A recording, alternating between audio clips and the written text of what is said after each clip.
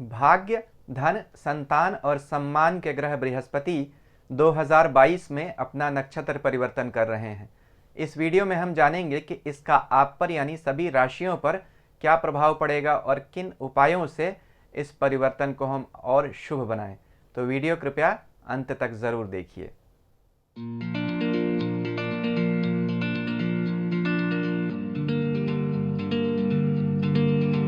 ओम नमः शिवाय। मैं अंशुमान आपका स्वागत करता हूं।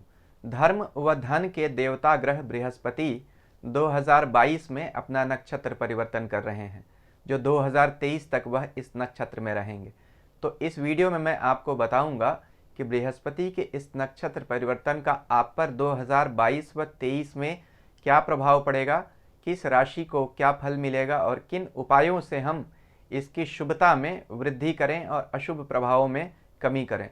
तो इस वीडियो को शुरू से अंत तक मैंने कुछ हिस्से में बांट दिया है। सबसे पहले हम देखेंगे कि यह परिवर्तन कब से हो रहा है और कब तक रहेगा। फिर देखेंगे कि यह जो नक्षत्र है यानी उत्तरा भाद्रपद नक्षत्र जिसमें बृहस्पति जा रहे हैं, उसका स्वभाव क्या होता है, क्योंकि उसके स्वभाव के हिसाब से राशियों पर अलग अलग फल आएगा। फिर इसके बाद हम राशियों का राशिफल देखेंगे और उससे पहले ही हम उपायों पर चर्चा कर लेंगे।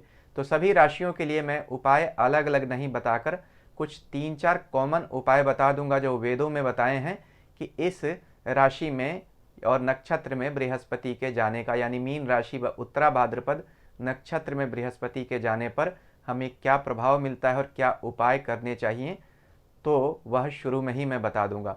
तो अगर आप अपना संपूर्ण प्रभाव 2022-23 में क्या होगा और उपाय क्या करने चाहिए यह नहीं सुनकर सिर्फ अपना राशिफल सुनना चाहते हैं, तो वीडियो को कुछ देर अभी आप आगे बढ़ाकर सिर्फ अपना राशिफल सुन सकते हैं। अगर आप उपाय भी सुनना चाहते हैं तो वीडियो के शुरू में ही मैं उपाय बता दूंगा, अभी आप वीडियो देखना जारी रख सकते हैं। तो सबसे पहले देखेंगे कि बृहस्पति किस नक्षत्र में जा रहे हैं। देखिए, उत्तरा भाद्रपद नक्षत्र में जा रहे हैं। यह किस राशि में आता है? मीन राशि में आता है। तो बृहस्पति का राशि परिवर्तन भी हो रहा है और नक्षत्र परिवर्तन भी हो रहा है। 28 अप्रैल 2022 को बृहस्पति इस नक्षत्र में जा रहे हैं और 24 फरवरी 2023 तक वह इसी नक्षत्र में रहेंगे। यानी नक्षत्र भी उत्तरा भाद्रपद मीन राशि में आता है और राशि भी मीन रहेगी। तो बृहस्पति अभी मीन के प्रभाव में अधिक रहेंगे क्योंकि वह उनकी स्वयं की भी राशि है और इसी राशि में जा भी रहे हैं। अब बृहस्पति के मीन राशि में जाने पर सभी 12 राशियों को क्या फल मिलेगा उस पर मैंने वीडियो अलग से बनाया है, जिसका स्क्रीनशॉट अभी आप देख रहे होंगे। इस वीडियो की समाप्ति पर उस वीडियो का लिंक भी मैं दे दूंगा, आप चाहें तो उसे देख सकते हैं। इस वीडियो में नक्षत्र का क्या प्रभाव पड़ेगा इस पर मैं विशेष रूप से चर्चा करूंगा। हाँ, मीन राशि में बृहस्पति के जाने पर राशियों पर क्या प्रभाव पड़ेगा उस पर भी कुछ चर्चा हम जरूर करेंगे। तो देखिए, किन राशियों और किन लोगों पर इसका प्रभाव अधिक पड़ेगा। सबसे पहले, जिनकी भी बृहस्पति और शनि की महादशा या अंतरदशा चल रही है उन पर इसका अधिक प्रभाव पड़ेगा। क्यों? क्योंकि बृहस्पति मीन राशि में जा रहे हैं और यह जो नक्षत्र है मीन में आता है। नक्षत्र के स्वामी शनि हैं, इसलिए बृहस्पति के साथ शनि का प्रभाव भी बढ़ जाएगा। जिन लोगों का भी जन्म उत्तरा भाद्रपद नक्षत्र में हुआ, यानी जन्म के समय में जिनकी भी चंद्रमा की दशा थी और चंद्रमा इस उत्तरा भाद्रपद नक्षत्र में था या किसी भी ग्रह की दशा थी लेकिन चंद्रमा उत्तरा भाद्रपद नक्षत्र में था, वह लोग इसी नक्षत्र के माने जाएंगे। जिन लोगों की भी किसी ऐसे ग्रह की दशा चल रही है जो इसी उत्तरा भाद्रपद नक्षत्र में चला रहा है उन पर भी इसका प्रभाव अधिक पड़ेगा। जो लोग भी बृहस्पति व शनि से जुड़े हुए काम करते हैं, यानी किसी तरह के अकाउंटिंग में है, कंसल्टेशन के प्रोफेशन में है या किसी तरह के एडवाइजरी रोल में कहीं काम करते हैं, टीचिंग का काम करते हैं, फाइनेंस सेक्टर से जुड़े हुए हैं, रियल एस्टेट में है, माइनिंग में है, साइंटिफिक रिसर्चेज में है, किसी तरह के टेक्नोलॉजी सेक्टर में काम करते हैं, उन सभी लोगों पर इसका प्रभाव बाकी लोगों के मुकाबले अधिक पड़ेगा। तो एक तरह से देखिए, लगभग इसमें बहुत सारे लोग आ ही गए जो किसी न किसी ऐसे क्षेत्र में काम करते हैं। अब यह प्रभाव कैसा रहेगा? देखिए, सबसे पहले देखेंगे कि क्या अच्छा प्रभाव आता है। अच्छा तो यह है कि बृहस्पति अपनी स्वयं की राशि में जा रहे हैं, यानी मीन राशि में, जहाँ जाने पर वह हंस नाम का राजयोग बनाते हैं। स्क्रीन पर अभी आप एक वीडियो देख रहे होंगे हंस राजयोग का, इस पर भी मैंने बहुत विस्तार से चर्चा की है। इस वीडियो के अंत में लिंक दे दूंगा, चाहें तो आप देख सकते हैं। तो आपको स्पष्ट रूप से समझ में आएगा कि बृहस्पति इस मीन राशि में जाने पर करते क्या हैं। बृहस्पति देखिए ज्ञान के और गंभीरता के ग्रह हैं। बृहस्पति आशा, उत्साह, दया, करुणा, ईश्वर प्रेम और ज्ञान के ग्रह हैं। यानी Jupiter is a planet of compassion, optimism, wisdom, propriety, sobriety and platonic love. तो जो लोग भी बृहस्पति प्रभावित व्यक्ति हैं वह लोग हमेशा गंभीर और ज्ञान से परिपूर्ण होते हैं। आप देखिए यहाँ मीन राशि में जा रहे हैं और उत्तरा भाद्रपद नक्षत्र में जा रहे हैं। अच्छा क्या है, देखिए मीन राशि जल राशि है। ल जायते जस्मात, जिससे सब कुछ जन्म लेता है, और लियते यस्मिन, जिसमें सब कुछ मिल जाता है, लय हो जाता है। तो जल से ही जीवन की शुरुआत होती है और प्रलय में जल से ही जीवन समाप्त भी हो जाता है। इसलिए सृष्टि के आदि कारण भगवान विष्णु का प्रथम अवतार मत्स्य है और अंत में जब सृष्टि को समेटकर अपने में समा लेते हैं भगवान, तो वह क्षीर सागर में यानी कॉस्मिक वाटर्स में शयन करते हैं। इसीलिए जल जो है वह जीवन की राशि है। जीवन की शुरुआत और जीवन का अंत दोनों ही इसी जल से होता है। इसलिए मीन राशि की अगर साइन भी देखेंगे तो देखिए दो मछलियां हैं जो एक दूसरे से विपरीत धारा में तैर रही हैं। इसलिए यह युग्म को दिखाती है राशि, द्वंद्व को, ड्युअलिटी को और कुछ हद तक कन्फ्यूज़न को भी। दो हिस्सों को दिखाती है जीवन का, यानी जीवन और मृत्यु। तो यहाँ जेनरेशन भी है और डिस्ट्रक्शन भी है। यह दोनों ही चीज़ों को यह राशि दिखाती है। अब देखिए उत्तरा भाद्रपद जो नक्षत्र है जिसमें अभी बृहस्पति जा रहे हैं वह बड़ा कमाल का नक्षत्र है, क्योंकि इस राशि में 3 नक्षत्र आते हैं, पूर्वा भाद्रपद, उत्तरा भाद्रपद और रेवती। लेकिन इस राशि में जब बृहस्पति 2022-23 में रहेंगे तो अधिकतर समय तक उत्तरा भाद्रपद नक्षत्र में ही रहने वाले हैं, लगभग 85% टाइम तक। तो इसलिए मीन राशि में बृहस्पति का जो प्रभाव होगा उसमें सबसे अधिक प्रभाव उत्तरा भाद्रपद नक्षत्र का मिला होगा। तो जैसे मैंने कहा उत्तरा भाद्रपद बड़ा कमाल का नक्षत्र है। कैसे? बृहत संहिता में बारह मिहिर कहते हैं कि जिन लोगों का भी जन्म उत्तरा भाद्रपद नक्षत्र में होता है वह यज्ञकर्ता, दयालु, राजा और भक्त होते हैं। जो ग्रह इस नक्षत्र में होता है उसकी दशा में अचानक धन प्राप्ति होती है। तो जब बृहस्पति इस नक्षत्र में जा रहे हैं तो बहुत सारे लोगों के लिए धन के लिए बहुत अच्छा होगा। देखिए बृहस्पति धन के कारक हैं और वह स्वयं की राशि में जा रहे हैं, इसलिए भी धन का प्रभाव दिखेगा। प्लस इस नक्षत्र का जो प्रभाव है वह तो स्वयं है ही अचानक धन दिलाने वाला। तो आपकी कुंडली में अगर कोई ग्रह इस नक्षत्र में बैठा है तो वह भी अचानक धन दे देगा अगर उसकी कभी दशा चले तो। क्यों? देखिए वाराह मिहिर कहते हैं कि उत्तरा भाद्रपद नक्षत्र के स्वामी अहिर्बुधन्य हैं। अहिर्बुधन्य का मतलब क्या है? अहि मतलब सांप और बुधन्य मतलब धरती के नीचे। अहिर्बुधन्य वैदिक देवता माने जाते हैं। देखिए इनका संबंध धन से है और संपन्नता से है। धरती के नीचे जितने खजाने होते हैं या जो धन होता है धरती के नीचे, उनकी रक्षा कौन करता है? सांप करते हैं। तो अब यह नक्षत्र धन देता है और अचानक धन देता है, गड़ा धन देता है। आज के समय में कोई आदमी धरती खोजकर खजाना तो ढूंढता नहीं है। तो मॉडर्न कॉन्टेक्स्ट में हम कैसे समझें कि इस नक्षत्र से क्या फ़ायदा होगा? वसीयत मिल सकती है, इनहेरिटेंस, लॉटरी मिल सकती है, शेयर मार्केट में अचानक का बड़ा लाभ हो सकता है, या यूं भी कह सकते हैं कि अगर आदमी कोई इन्वेस्टर ढूंढ रहा है, कोई बिजनेसमैन है, उसे अचानक इन्वेस्टर की प्राप्ति हो सकती है। किसी आदमी को बिजनेस में धन की ज़रूरत है, अचानक लोन मिल सकता है, कोई उसकी मदद कर सकता है।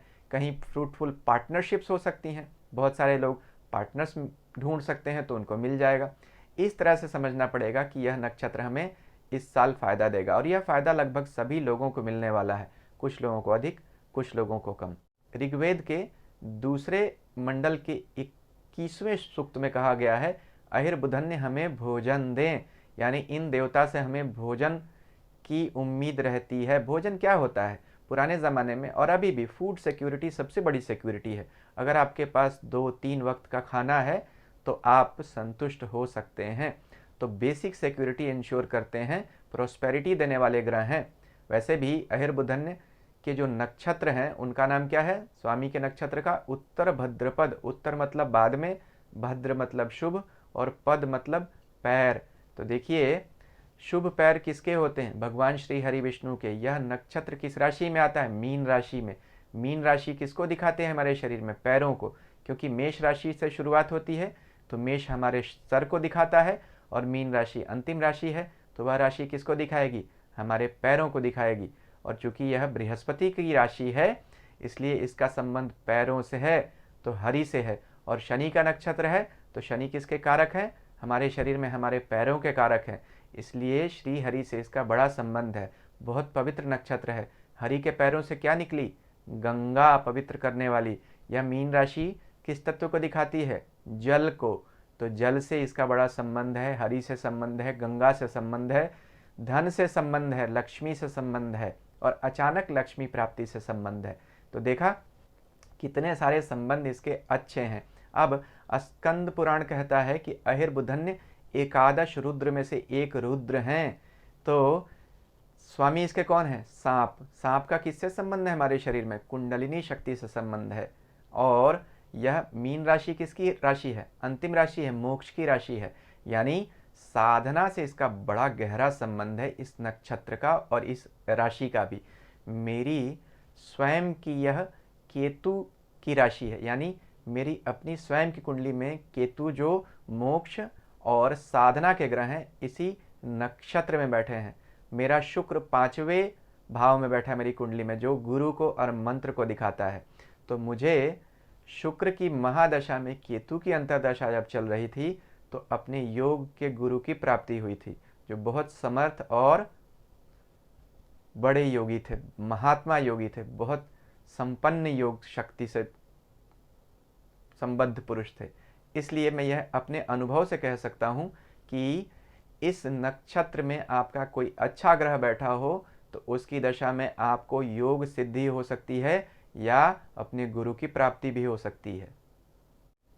उत्तरा भाद्रपद नक्षत्र के स्वामी शनि होते हैं, जो अभी स्वयं की राशि कुंभ में है। यह नक्षत्र मीन राशि में आता है, जिसके स्वामी बृहस्पति स्वयं अभी मीन राशि में ही है। यह संयोग 60 साल में एक बार ही आता है। देखिए बहुत सारी दशाएं ऐसी आ जाएंगी जिनमें आप धन कमा लेंगे, लेकिन ऐसी आध्यात्मिक लाभ प्राप्ति की दशा जीवन में दोबारा आए ऐसा संयोग होना मुश्किल है। अब अगले 60 वर्ष बाद ही यह संयोग आएगा। तो क्या ध्यान रखना चाहिए? जो अभी मैं बात कहने जा रहा हूँ वह बहुत महत्वपूर्ण है, थोड़ा ज्योतिष से अलग हटकर है, लेकिन कहना ज़रूरी है इसलिए कह दे रहा हूँ। इसके बाद वापस मैं अपने मूल सब्जेक्ट पर आ जाऊँगा और क्या उपाय करने चाहिए और राशिफल वह तो मैं बताऊँगा ही, लेकिन कुछ ज़रूरी है वो मैं कहना चाहता हूँ। देखिए ज्योतिष वेद का हिस्सा है। वेद 6 हिस्सों में बटा हुआ है। शिक्षा, कल्प, निरुक्त, छंद, व्याकरण और ज्योतिष। वेद के 2 हिस्से हैं, कर्मकांड और ज्ञान कांड। तो ज्योतिष है वह कर्म कांड में आता है। कर्म कांड क्या बताता है? हम किस तरह से यज्ञ करें जिससे हमें इस संसार में लाभ हो और संसार के बाद स्वर्ग की प्राप्ति हो। ज्योतिष इसमें हमारी मदद करता है। क्यों? किस मुहूर्त में हमें कौन सी पूजा करनी चाहिए वह तो ज्योतिष ही बताएगा। क्या उपाय करके हम अपने ग्रहों को शांत करें जिससे हमें इस धरती पर धन और स्वास्थ्य का लाभ हो, यह ज्योतिष बताता है। अच्छी बात है, इसमें कुछ भी बुरा नहीं है। यज्ञ भी कर्मकांड ही बताते हैं, जिसे हम मीमांसा भी कहते हैं कि किस समय में यज्ञ करना चाहिए। लेकिन इन सब विद्या को हम अपरा विद्या कहते हैं। ज्योतिष का जो दूसरा, वेद का जो दूसरा हिस्सा है उसे हम ज्ञान कांड कहते हैं, जिससे लोग वेदांत भी कहते हैं, उपनिषद भी कहते हैं। वेद का अंत का हिस्सा, वेद के शुरू के हिस्से में हम ज्ञान कांड नहीं कर्म कांड की बात करते हैं। कौन सा उपाय करें, ग्रह कब बदल रहे हैं, पूजा पाठ की पद्धति क्या होती है। और अंत में वेद में वेदांत जिसे कहते हैं उसमें उपनिषद आते हैं, जिसमें हमें मिलता है ज्ञान के बारे में, उसे हम परा विद्या कहते हैं। वह पर ब्रह्म प्राप्ति के बारे में बताता है। तो अपरा विद्या अगर पहली कक्षा है तो परा विद्या दूसरी कक्षा है। ज्योतिष का प्रयोग हमें आगे बढ़ने के लिए करना चाहिए जीवन में और फिर ईश्वर की प्राप्ति तक जाना चाहिए ज़रूर। मैं यह नहीं कहता हूँ कि ज्योतिष का उपयोग करके अपने जीवन को सुधारना या यज्ञ करना, उनसे लाभ लेना कोई बुरी बात है, नहीं, बिल्कुल बुरी बात नहीं है। गीता के 3 अध्याय 14वें श्लोक में स्वयं भगवान कहते हैं, अन्नाद भवन्ति भूतानि पर्जन्याद अन्न संभवः यज्ञाद भवति पर्जन्यो यज्ञ कर्म समुद्भवः। भगवान को स्वयं यज्ञ नारायण कहा गया। यज्ञ करना बहुत अच्छी बात है, लेकिन सिर्फ यज्ञों में सिमट कर रह जाना और उससे आगे परब्रह्म की प्राप्ति का प्रयास न करना, यह अच्छी बात नहीं होती है। इसलिए मैंने कहा 60 साल बाद ही यह संयोग दोबारा आएगा परब्रह्म प्राप्ति का। इससे अच्छा समय नहीं मिल सकता। बहुत सारे लोगों को अपने गुरु की प्राप्ति होगी। जैसे मैंने बताया, मुझे भी गुरु की प्राप्ति इस नक्षत्र की दशा में हुई थी, तो इसका पूरा लाभ उठाइए। अब आ जाते हैं मूल विषय पर। देखिए, सबसे पहले यह एक चीज़ और बता दूं आपको कि यह जो उपनिषद की विद्या है, जिसे हम परा विद्या और अपरा विद्या कहते हैं, यह कहाँ लिखा हुआ, किस उपनिषद में इसकी चर्चा सबसे अधिक है? मुंडकोपनिषद में। अभी आप स्क्रीन पर देख रहे होंगे, ये मेरा एक स्क्रीनशॉट है। मैंने 6 उपनिषदों पर अलग अलग शॉर्ट एसेज लिखे हुए हैं जो पब्लिश हुए थे। यह मुंडकोपनिषद पे एक शॉर्ट कमेंट्री है मेरी, यह मैं आपको स्क्रीन पर दे रहा हूँ। आप चाहें, अगर आपकी इच्छा हो, आप इसे पढ़ सकते हैं। अब आ जाते हैं मूल विषय पर। देखिए, क्या सब कुछ अच्छा ही होगा? नहीं, बुरा भी कुछ होगा, ज़रूर होगा। क्या बुरा हो सकता है? देखिए, यह शनि का नक्षत्र है।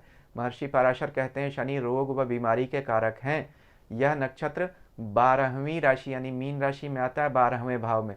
12वें भाव से हम बीमारी और नुकसान देखते हैं।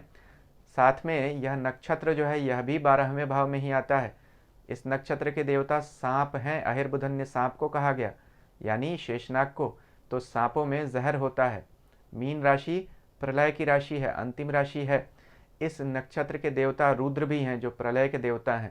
तो यह नक्षत्र में जब ग्रह जाएं कोई भी महत्वपूर्ण, तो हमें बहुत सावधानी से अपना आचार विचार व्यवहार रखना चाहिए, क्योंकि देखिए, अधिकतम समय तक इस नक्षत्र के देवता शनि की दृष्टि इसी नक्षत्र पर रहेगी। कैसे? देखिए, 12 जुलाई से लेकर 17 जनवरी तक, यानी 12 जुलाई 2022 से लेकर 17 जनवरी 2022 तक शनि मकर राशि में रहेंगे, जहां से वह अपनी तीसरी दृष्टि से मीन राशि को देखते रहेंगे, या अपने नक्षत्र को और इसमें बैठे देवता बृहस्पति को, जो इस राशि के स्वामी हैं।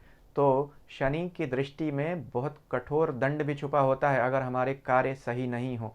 तो बिल्कुल बहुत सारे लोगों को जिनकी ये दशाएं चल रही होंगी, उन्हें बहुत संभल कर अपने कदम रखने होंगे। ज़रा भी अगर गलत किया, प्रकृति के विरुद्ध, न्याय के विरुद्ध, सत्य के विरुद्ध कार्य किया, तो शनि दंडित करने में भी बिल्कुल कोताही नहीं करेंगे। शनि दंड नायक हैं।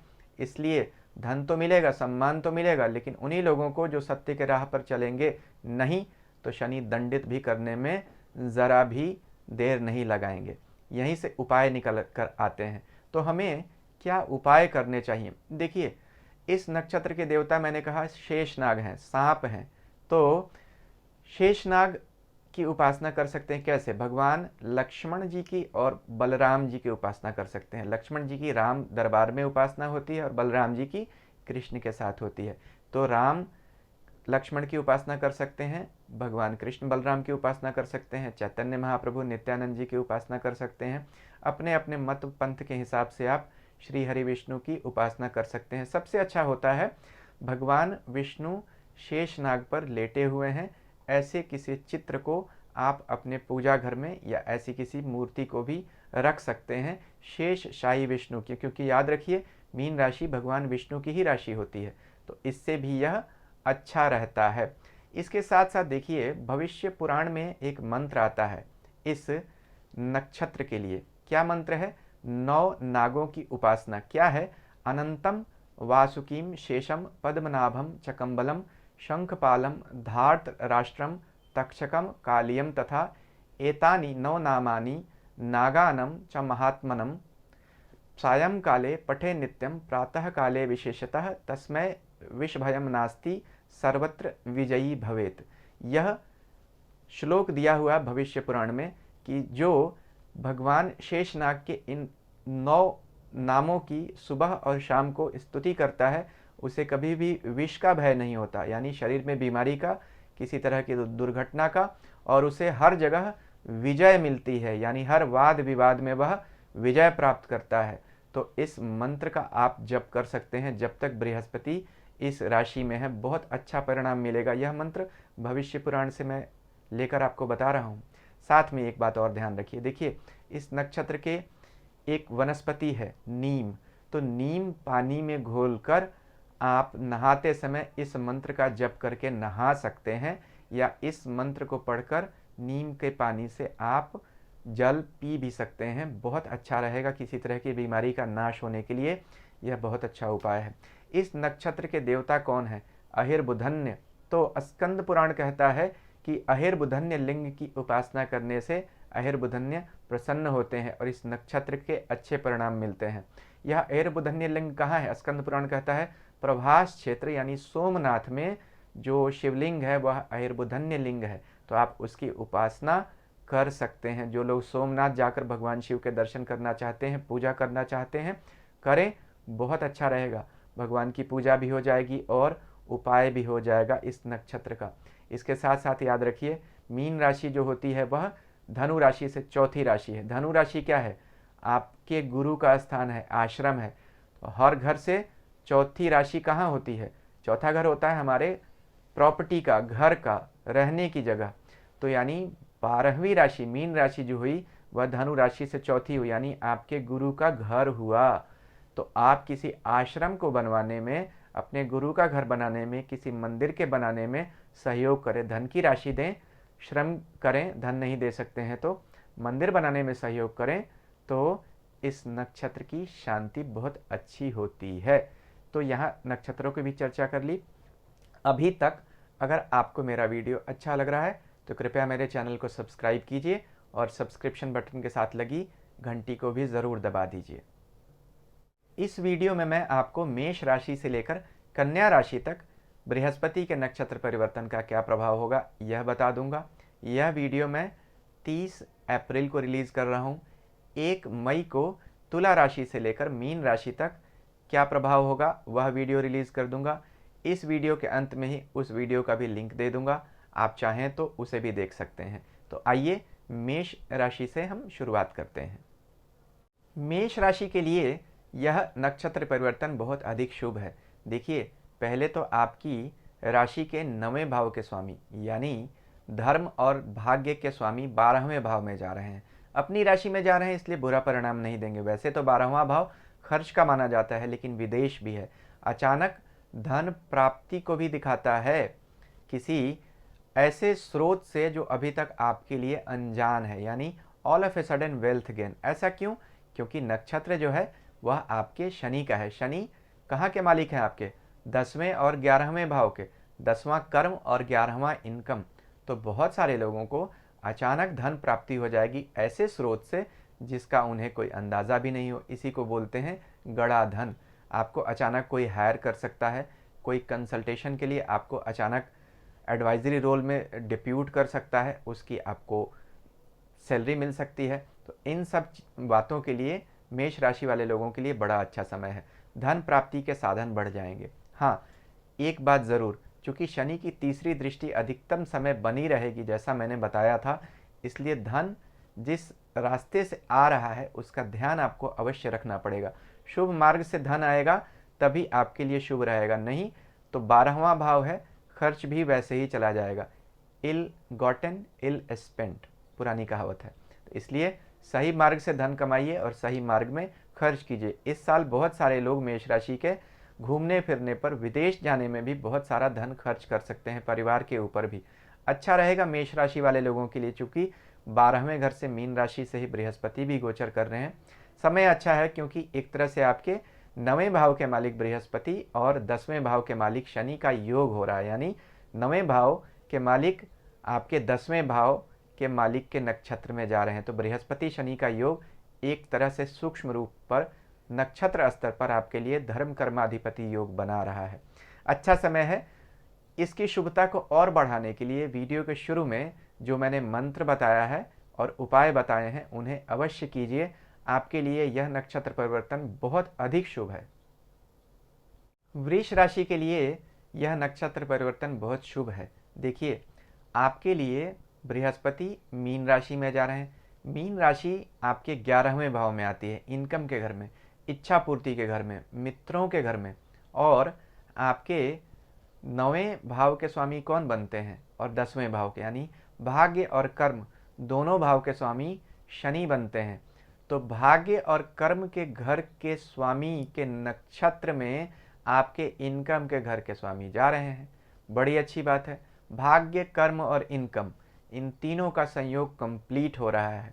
इसका एक और बहुत अच्छा प्रभाव मिलेगा। देखिए, बृहस्पति 11वें भाव से अपनी नवी दृष्टि से आपके जीवन साथी के घर को भी देखते हैं। तो आपके जीवन साथी के जीवन में भी धन संबंधी कोई अचानक शुभ घटना हो सकती है। उन्हें भी अचानक धन प्राप्ति हो सकती है, पद व सम्मान की प्राप्ति हो सकती है। आपकी संतान के लिए भी बहुत अच्छा है। संतान को लेकर भी आपको अच्छे और शुभ परिणाम देखने को मिलेंगे, क्योंकि बृहस्पति की 7वीं दृष्टि आपके संतान भाव पर जा रही है। यह भी ध्यान रखिए कि आपके 8वें भाव के मालिक बनते हैं बृहस्पति। 8वां भाव भी अचानक धन प्राप्ति को दिखाने के साथ साथ साधना का भी घर है। तो भी 8वें भाव के स्वामी बृहस्पति आपके 9वें धर्म के घर शनि की राशि नक्षत्र में जा रहे हैं। तो जहाँ हमने कर्म और धन की बात की थी, वहीं साधना और समाधि और धर्म की भी बात हो रही है, क्योंकि साधना के और धर्म के ग्रह भी नक्षत्र स्तर पर एक दूसरे से जुड़ रहे हैं। तो कितना अच्छा होगा अगर आप इस समय का साधना में अच्छा प्रयोग करें। बहुत सारे वृष राशि के लोग ऐसा देखेंगे कि उनकी जीवन में अच्छी तरक्की हो रही है। जीवन में जितना विष है वृष राशि के लोगों का, विष दूर हो जाएगा, क्योंकि वृष राशि के लिए 8वां भाव विष भाव बनता है। 8वां भाव बुरा भाव होता है। वहाँ के स्वामी बृहस्पति हैं। अभी वह स्वयं अच्छे नक्षत्र में जा रहे हैं, यानी शनि को। शनि को सांप भी कहा गया बहुत बार, राहु केतु शनि को। लेकिन इस समय शनि इच्छाधारी नाग हैं आपके लिए। जो इच्छा करेंगे वह आपको मिलेगी, पूरी होगी। तो धन चाहते हैं तो धन मिलेगा, धर्म चाहेंगे तो बहुत अच्छा, धर्म की भी प्राप्ति हो जाएगी। तो वृष राशि के लोगों के लिए नक्षत्र परिवर्तन बहुत अधिक शुभ हो रहा है। मिथुन राशि के लोगों के लिए देखिए, बृहस्पति आपके 10वें भाव से, कर्म भाव से गोचर करेंगे और शनि के नक्षत्र से गोचर करेंगे। अब शनि की स्थिति आपकी राशि के लिए बहुत पिक्यूलियर है, विचित्र है। क्यों? शनि आपके 8वें भाव के स्वामी हैं, जो कुंडली का सबसे बुरा भाव होता है, और शनि आपके 9वें भाव के भी स्वामी हैं, भाग्य, जो सबसे अच्छा भाव होता है। अब एक अच्छे और एक बुरे भाव के स्वामी बनकर शनि आपके लिए मिक्स रिजल्ट देते हैं। और आपके जो कर्म के भाव के स्वामी बनते हैं बृहस्पति, वह भी कर्म भाव में ही है, और कर्म भाव के स्वामी अष्टमेश के नक्षत्र में है, यानी 8वें भाव के स्वामी शनि के नक्षत्र में है। तो 8वां भाव क्या दिखाता है? नौकरी में या कार्य क्षेत्र में या बिजनेस में अचानक का बदलाव, ट्रांसफॉर्मेशन। और बृहस्पति स्वयं जो कर्म के मालिक होकर कर्म में बैठे हैं, वह इस नक्षत्र में बैठे हैं। तो इसका सीधा संबंध 8वें भाव का आपके कर्म से जाकर जुड़ गया, क्योंकि यह स्वामी जाकर कर्म में बैठ गया। तो बहुत सारे मिथुन राशि के लोगों के लिए अचानक काम बदल जाएगा। अब शुरुआत में आपको इसकी वजह से कुछ ऊहापोह और उठापटक की स्थिति महसूस हो सकती है। क्यों? क्योंकि आपकी ढैया तो समाप्त हो रही है मिथुन राशि वाले लोगों के लिए, लेकिन वह ढैया मई और जून और जुलाई 12 तक ही समाप्त रहेगी। 12 जुलाई से वापस जैसे ही बृहस्पति इस नक्षत्र में तो हैं ही, और शनि भी जैसे ही आपकी मकर राशि में चले जाएंगे, तो ढैया आपकी वापस शुरू हो जाएगी। तो इस नक्षत्र परिवर्तन का 2 तरह का असर मिलेगा आपको। 29 अप्रैल से लेकर 12 जुलाई तक आपको भाग्य का असर मिलेगा, यानी शनि भाग्य में जब रहेंगे कुंभ राशि में, तो आपके लिए पॉजिटिव रिजल्ट रहेंगे और सिर्फ पॉजिटिव रहेंगे। लेकिन जैसे ही मकर राशि में जाएंगे, वैसे ही चेंजेस आपके शुरू हो जाएंगे, यानी परिवर्तन की शुरुआत हो जाएगी। परिवर्तन बहुत बार आपके लिए ऐसा चेंज आपके लिए कुछ संकट में डालने वाला भी होगा, स्थान परिवर्तन करा सकता है यह चेंज। तो बहुत सारे लोग ऐसा देखेंगे कि नौकरी में अचानक बदलाव हो गया, संतान को लेकर भी कुछ चिंता हो सकती है। लेकिन अगर देखा जाए तो धन प्राप्ति के लिए बुरा नहीं है। जो लोग भी इंश्योरेंस के क्षेत्रों से जुड़े हुए हैं, किसी तरह का metal, mineral, mining, scientific research में हैं, उनके लिए तो बहुत अच्छा है। विदेश से जुड़ा हुआ जिनका काम है, उनके लिए भी बहुत अच्छा है। बाकी लोगों को थोड़ा संयम रखना पड़ेगा। हाँ, अगर आप साधना करते रहेंगे तो आपका बुरा प्रभाव निकल जाएगा। विष जो शनि देता है, उसका प्रभाव, जो मंत्र मैंने बताया है इस वीडियो के शुरू में और दूसरे उपाय भी बताए हैं, उनको करते रहने से आपको किसी तरह की तकलीफ नहीं आएगी। तो उस उपाय को अगर आपने सुना है तो उपाय को ज़रूर कर लीजिए, जो मैंने वीडियो के शुरू में बताया है। कर्क राशि के लिए बृहस्पति शनि के नक्षत्र में जा रहे हैं, यानी आपके बृहस्पति और शनि किन भावों के स्वामी हैं? बृहस्पति आपके छठे और नवें भाव के स्वामी हैं और शनि आपके सातवें और आठवें भाव के स्वामी हैं। इन दोनों में एक एक भाव अच्छा और एक एक भाव तकलीफ का भाव होता है, यानी बृहस्पति जिन छठे और नवें भावों के स्वामी माने जाते हैं उसमें छठा भाव अच्छा नहीं है, रोग शत्रु को दिखाता है, लेकिन नवा भाव भाग्य का है। वहीं शनि जिन सातवें और आठवें भावों के स्वामी माने जाते हैं वहाँ सातवां तो जीवन साथी और व्यापार का है, अच्छा है, वहीं आठवां अचानक के नुकसान का भी है। तो अभी मिक्स्ड रिजल्ट देने वाले प्लैनेट बनते हैं बृहस्पति शनि आपके राशि के लिए। अब यह दोनों एक दूसरे के नक्षत्रों में भी जा रहे हैं, यानी बृहस्पति शनि के ही नक्षत्र में जा रहे हैं, तो बृहस्पति शनि एक दूसरे से सूक्ष्म रूप से जुड़ गए और शनि की तीसरी दृष्टि भी बृहस्पति पर रहेगी। इन सब बातों का हम परिणाम क्या समझें? देखिए, जिन लोगों के लिए भी यह नक्षत्र है जो ऐसे लॉ के प्रोफेशन में जुड़े हुए हैं, किसी तरह के मेडिसिन के क्षेत्र से जुड़े हुए हैं, शेयर मार्केट से या किसी तरह के रिसर्च में, टीचिंग में है, उन सब लोगों के लिए बहुत अच्छा है। लेकिन बाकी लोगों के लिए बहुत चेंजेस होंगे, बहुत ट्रांसफॉर्मेशन हो जाएगा। नौकरी में बड़े बदलाव दिख रहे हैं क्योंकि आपकी ढैया भी शुरू हो रही है। तो शनि अचानक की बदलाव की शुरुआत कर देगा आप लोगों के जीवन में। जब तक ढैया आपकी चल रही है, यानी 29 अप्रैल से लेकर 12 जुलाई तक ढैया आपकी चलेगी, जब शनि के नक्षत्र में बृहस्पति रहेंगे। उसके बाद ढैया आपकी समाप्त हो जाएगी, लेकिन बृहस्पति इसी नक्षत्र में रहेंगे। तो 12 जुलाई से लेकर 17 जनवरी अगले साल 2023 तक ढैया नहीं रहेगी, फिर शुरू होगी। तो फिर उसके बाद लगभग एक महीने के लिए जब शनि के नक्षत्र में बृहस्पति रहेंगे, वापस आपकी ढैया आ जाएगी, फिर से आपको चेंजेस मिलने लगेंगे। तो इन महीनों में जो मैंने मई जून जुलाई के महीने बताए, इनमें आपको बड़े परिवर्तन होंगे जो अचानक होंगे। उसके बाद स्थितियां कुछ हद तक सामान्य होंगी, नेचुरल हो जाएंगी, आपके लिए एक रेशनल चेंजेस की शुरुआत रहेगी। लेकिन उसके बाद फिर से आपकी ढैया अगले साल शुरू हो जाएगी, तो आपको फिर से बेचैनी सी महसूस होगी और स्थान परिवर्तन होता हुआ दिख रहा है। तो मिला जुला रिजल्ट है कर्क राशि वाले लोगों के लिए, क्योंकि बृहस्पति और शनि अभी फ्लक्स में है, आप लोगों के लिए ट्रांसफॉर्मेशन में है। हाँ, अच्छी बात यह है कि आपके भाग्य के स्वामी हैं बृहस्पति और भाग्य में ही है, तो आपके भाग्य का नुकसान तो नहीं होने देंगे। देखिए, मैंने चेंज कहा था, नुकसान नहीं कहा था, लॉस नहीं कहा था, लेकिन कुछ चेंजेस ऐसे होते हैं जो इतने बड़े होते हैं और by the scruff of neck जिनको हम बोलते हैं, ज़बरदस्ती वाले होते हैं कि हमें बेचैनी बहुत बढ़ जाती है, भले उनसे हमारा लाभ भी क्यों ना हो जाए। तो ऐसा हम कह सकते हैं कि एक गाड़ी हमारी छूट रही है, हमने भाग कर दौड़ कर वह गाड़ी पकड़ तो ली, बस पर हम बैठ तो गए, लेकिन हमारा दम फूल गया। तो एक तरफ तो खुशी होगी कि हमें बस तो नहीं छूटी, लेकिन फिर सांस ऊपर की ऊपर नीचे की नीचे और हम बहुत पसीने से लथपथ और घबरा ज़रूर जाएंगे। इसी तरह का परिणाम आप लोग समझिए। अब इसमें आपकी बस न छूटे और आपको बहुत अधिक परेशानी ना हो, थोड़ा ही दौड़ना पड़े, इसके लिए जो उपाय मैंने वीडियो के शुरू में बताया है, जो मैंने मंत्र बताया है और बाकी उपाय बताए हैं, उन उपायों को करते रहिए। किस्मत में जो है वो तो होगा, दौड़ना अगर लिखा है तो होगा। हाँ, आप उस दौड़ को थोड़ा कम कर सकते हैं, यानी थोड़ा ही दौड़ के बस मिल जाएगी, बहुत लंबा न दौड़ना पड़े, इसी को उपाय कहते हैं। तो उपाय जो मैंने वीडियो के शुरू में बताए हैं उन्हें आप कर लीजिए, तो आपके लिए यह परिवर्तन अच्छा रहेगा। सिंह राशि के लिए बृहस्पति शनि के नक्षत्र में जा रहे हैं। अब बृहस्पति और शनि आपके पाँचवें, छठे, सातवें और आठवें भाव के मालिक बनते हैं, यानी बृहस्पति तो आपके पाँचवें और आठवें भाव के मालिक हैं। पाँचवा अच्छा है, आठवां परेशानियों का और बदलाव का घर है। वहीं शनि छठे और सातवें का मालिक है। छठा शत्रु भाव है, कर्जे का भाव है, रोग का भाव है, और सातवां जीवन साथी व्यापार का भाव है। एक अच्छा और एक बुरा।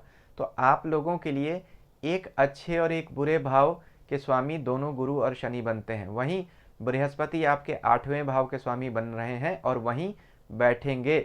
नक्षत्र होगा सातवां और छठे के मालिक का, यानी शनि का। तो रोग किसी तरह का आपको आ सकता है, जिसकी वजह से आपको अचानक परेशानी हो सकती है। खास तौर पर जो लोग भी किसी तरह के पित्त की समस्या से गुजर रहे हैं, लीवर की, किडनी की या बाइल की किसी तरह की प्रॉब्लम है, कमर की, पैरों की, ब्लड प्रेशर की भी उन्हें बहुत अधिक सावधानी रखनी पड़ेगी, समस्याएं आ सकती हैं। वहीं व्यापार में अचानक किसी तरह का बदलाव हो सकता है।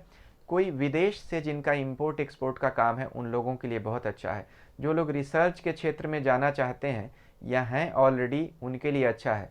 जो लोग हायर स्टडीज़ के लिए जाना चाहते हैं उनके लिए भी बहुत अच्छा है। विदेश पढ़ने जाना चाहते हैं तो बहुत अच्छा है, आपकी इच्छा पूर्ति हो सकती है। कहीं अचानक का स्थानांतरण यानी ट्रांसफ़र और ट्रांसफॉर्मेशन बिल्कुल होता हुआ दिख रहा है। घर बदलने की और ऑफिस बदलने की संभावना तो पूरी की पूरी है। तो सिंह राशि वाले लोगों के लिए काफ़ी कुछ बदलने जा रहा है इस साल। बहुत अधिक बदलाव आप उम्मीद कर सकते हैं। यह जून जुलाई के महीने में अधिक होंगे। अब इन बदलावों से हम अपने आप को कैसे सेफ गार्ड करें, इसके लिए वीडियो के शुरू में जो मैंने मंत्र और उपाय बताए हैं इस नक्षत्र के, उन्हें आप करेंगे तो आपको रिलीफ मिल सकता है। कन्या राशि के लिए बृहस्पति आपके 7वें भाव से गोचर कर रहे हैं और बृहस्पति आपके चौथे और 7वें भावों के स्वामी हैं। अब चौथा भाव हमारा परिवार है और 7वां भाव भी हमारा परिवार यानी हमारे जीवन साथी को दिखाता है।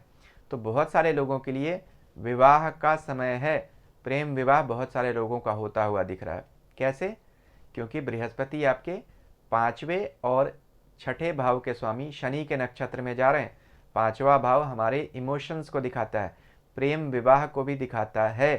तो उसी के नक्षत्र में शनि जा रहे हैं तो बहुत सारे कन्या राशि के लोग जो प्रेम विवाह करना चाहते हैं उनके लिए हो जाएगा। जो नहीं करना चाहते हैं, पारंपरिक विवाह करना चाहते हैं, उनके लिए भी अच्छा समय है क्योंकि बृहस्पति 7वें विवाह के भाव से जा रहे हैं। नाड़ी ज्योतिष का सिद्धांत कहता है कि बृहस्पति का कोई भी संबंध अगर 7वें भाव से हो, आपकी शादी की उम्र हो, एग्रीएबल एज फॉर मैरिज हो और आपकी शादी की इच्छा भी हो तो आपकी शादी हो जाएगी। जो शादी के इच्छुक नहीं है या शादी की उम्र पार कर चुके हैं उनके लिए तो 7वां भाव विवाह का भी होता है और व्यापार का भी होता है। तो व्यापार में तरक्की हो सकती है या जीवन साथी के जीवन में भी अच्छे परिणाम उनको मिलेंगे। जो शादीशुदा हैं उनके लिए उनके जीवन साथी की तरक्की होगी और जो शादीशुदा नहीं है उनको जीवन साथी की प्राप्ति होगी। जो विवाह नहीं करना चाहते हैं उनको व्यापार में लाभ होगा। यानी सबको कुछ न कुछ तो ज़रूर मिलेगा। यहाँ 6ठे भाव के स्वामी भी बनते हैं शनि, तो 6ठा भाव रोग का भी भाव है, कर्ज का भी भाव है। 7वें भाव में आपके व्यापार के भाव में बृहस्पति अच्छी राशि में जा रहे हैं। लोन लेकर कोई नया काम शुरू करना चाहते हैं, इससे अच्छा समय दोबारा नहीं आएगा। आप आंख मूंद कर आगे बढ़ सकते हैं क्योंकि शनि लक्ष्मी भाव के भी स्वामी है, 5वें भाव के, नुकसान नहीं होगा।